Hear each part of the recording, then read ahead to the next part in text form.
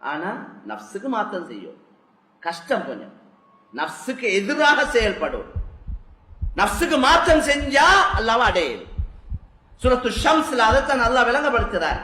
والشمس وضحاها والقمر إذا تلاها والنهار إذا جلاها والليل إذا يغشاها والسماء وما بناها والأرض وما طحاها ونفس وما سواها فألهمها فجورها وتقواها قد أفلح من زكاها وقد خاب من دساها.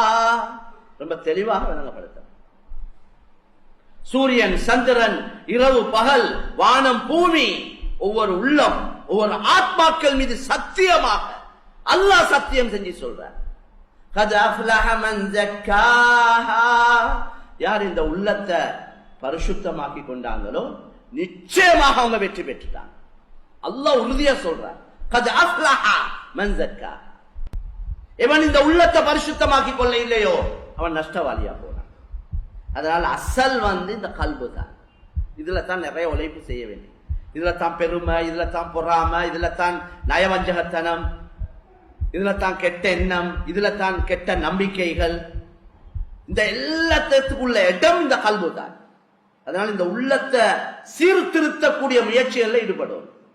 உள்ளத்தை சீர்திருத்தலும் குர்ஆன் ஹதீஸை கொண்டு தான், அல்லாஹ் ரசூலுடைய பேச்சை கொண்டு தான், தியாகங்களை கொண்டு, அடிக்கடி இந்த குர்ஆன் ஹதீஸுக்கு காது கொடுக்கிறத கொண்டு, நஃப்ஸுக்கு எதிராக செயல்படுவதை கொண்டு, தந்த விருப்பத்தை விட அல்லாஹ்வோட விருப்பத்துக்கு முதலிடம் கொடுப்பதை கொண்டு, எந்த விருப்பத்துக்கு இடம் இல்லை. அல்லாஹ் என்ன விரும்புறான், அல்லாஹ் என்ன சொல்லியிருக்கிறார், நபி என்ன சொன்னாங்க, அதுக்கு தான்.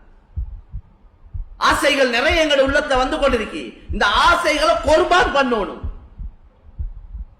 அல்லாஹ்க்கு மாத்தமான நம்பிக்கையை குர்பான் பண்ணணும், அறுத்து போடணும்.